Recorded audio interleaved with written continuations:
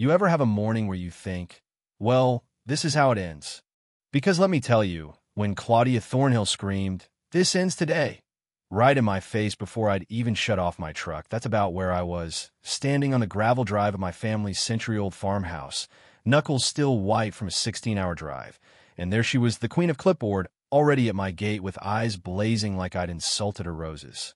You'd think the place was Fort Knox, not a rundown farmhouse where my granddad taught me how to drive nails straight and my grandma planted wildflowers out front. Someone must have tipped her off, because she was there before I could even set my boots on my own dirt. She's waving a packet of papers in my face. Claims I owe $1,400 a day for violations, none of which appear on my deed.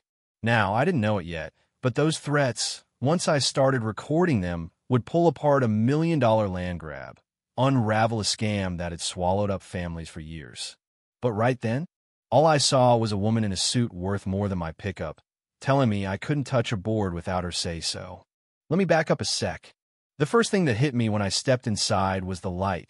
June sun pouring through wavy, old glass windows, making those wide plank pine floors glow like honey. The house smelled like sawdust and something green. Maybe hope, maybe just the overgrown garden out back. This was where I'd learned to hammer and saw, where my grandma's tomatoes grew bigger than softballs. After 3 years empty, I finally bought it back from my cousin, who'd let it go wild. I was 40, a master carpenter, had restored more Victorians than I could count. But this house? This was blood. This was home. I checked everything before moving a single stick of furniture. County permit, check. Historic preservation approval, check. Crew lined up for next week. The deed was clean. Noa gaoa, noia ziminchimimincha, noa stidis. My lawyer Holden had read it all twice, because after what I'd seen in the city, I wanted nothing to do with HOA headaches. Paid $650,000, all my savings, every paper said the same, my land. So when I found that flyer stuck to the front gate, my stomach dropped. Community Standards Notice, printed all fancy, Meadowbrook Homeowners Association, demanding pre-approval for any work. No signature, no date, just a website and a phone number. My deed said nothing about an HOA. I checked again, hands shaking now, but nothing. Not a word. I spent that afternoon documenting every inch of the place. Photos of every room, measurements, notes, as if I was building an alibi. I was carrying tools from my truck when a black luxury sedan rolled by, windows tinted dark, moving too slow to be innocent. It looped around, came back even slower, stopped at the end of my driveway for a good 10 seconds before moving on. I felt watched, like I'd just stepped into a different game. That night, I sat on the porch, laptop open, fireflies flickering. I pulled up the Meadowbrook HOA site. Stock photos, smiling families, preserving community excellence, but not a single map or address. 30 pages of rules, but nowhere did it say what land they covered. County records?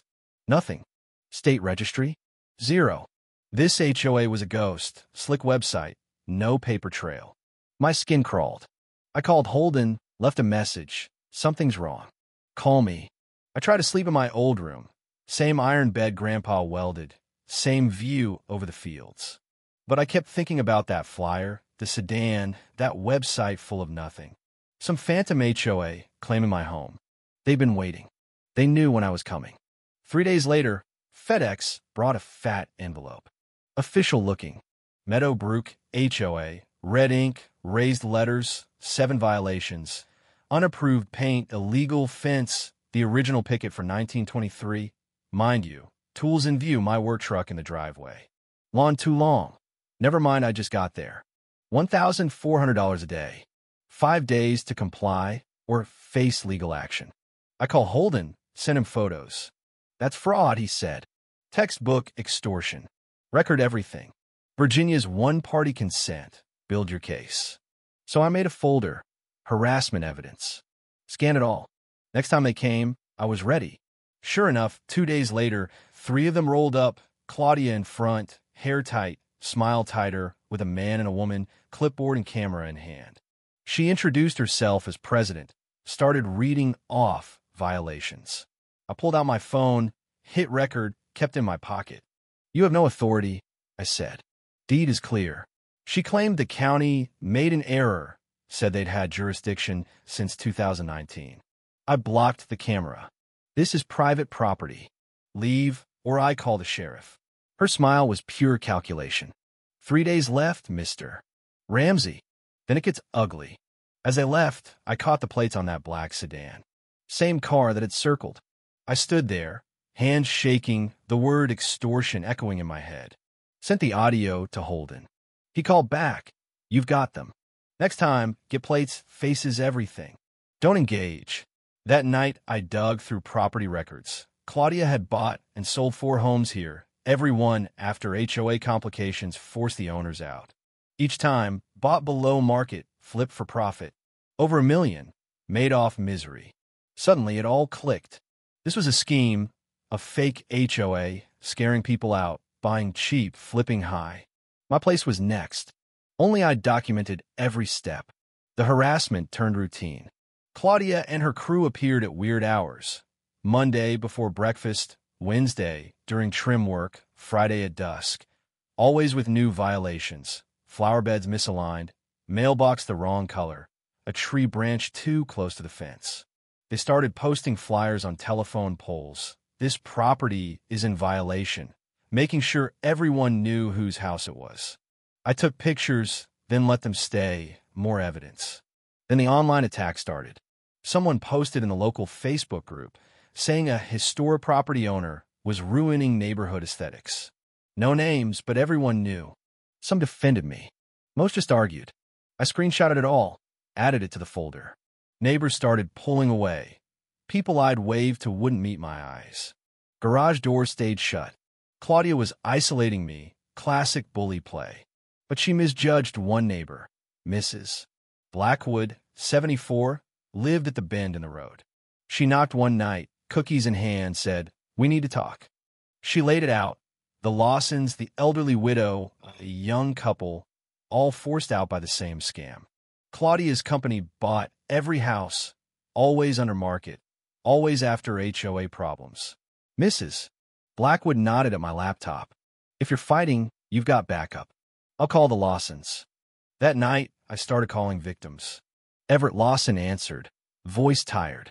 They did the same thing, violations, fines, threats. We sold cheap. Claudia bought it, flipped it. I'll testify. I tracked down the others. All said yes. One was still angry, another sounded broken, but they wanted justice.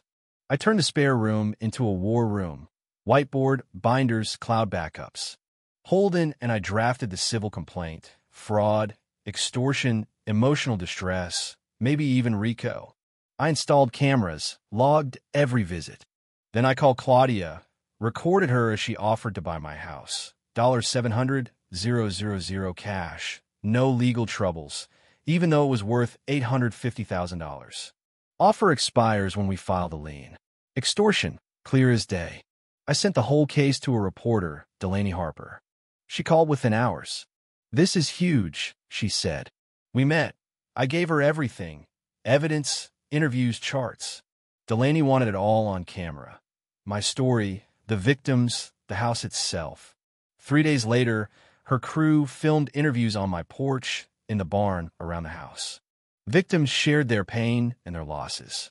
Delaney promised to confront Claudia directly. The day before the story aired, Claudia's lawyer threatened a lien for $28,000 in fines. I laughed. Sent it to Holden. "More evidence," he said. The next morning, Delaney sent me a video, her confronting Claudia at her mansion. Claudia's face ran the gamut. Shock, rage, denial, then a slammed door. "She's panicking," Delaney texted. "Tomorrow's segment will end her." That night, the news hit. 8 minutes of pure fire. Our farmhouse glowing in golden light. The victims speaking out, Claudia's taped threats, her offer, all laid bare. The segment ended with Delaney at the courthouse steps. "If you've been targeted, contact the authorities." My phone blew up. Strangers called. Neighbors apologized. People offered support. Mrs. Blackwood cried. Holden said, "The DA wants your files. It's moving forward." Claudia's empire collapsed. She tried to sue me for defamation. Her complaint was a confession, admitting her HOA was a business. Holden grinned. She's done. The trial was brutal. Claudia's lawyer called me a vengeful newcomer. Holden called her what she was, a fraud. We played the tapes, showed the records, had the victims testify. Jury took 2 hours. Not only did I win, the court hit her for $1.25 million in damages, enough to pay back everyone she'd hurt. 3 months later, Claudia pleaded out. 2 years prison, probation, banned from real estate. The families got restitution. The farmhouse restoration finished that summer. Community potlucks returned. We built a real HOA, Heritage Meadows, just enough rules to keep out scammers, none to boss folks around. Even the state passed an anti-fake HOA law, inspired by our fight. Sometimes I sit on my porch, smell wildflowers, hear sawdust in the barn, and think about what it means to stand up, not just for land, but for neighbors, for history, for justice. Grandpa used to say, land doesn't belong to us. We belong to it. Now I get it.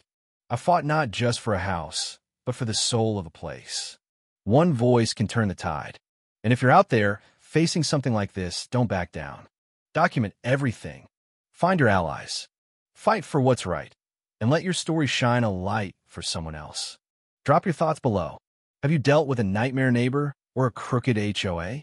Do you think the law did enough? Let's talk justice. Right here, right now.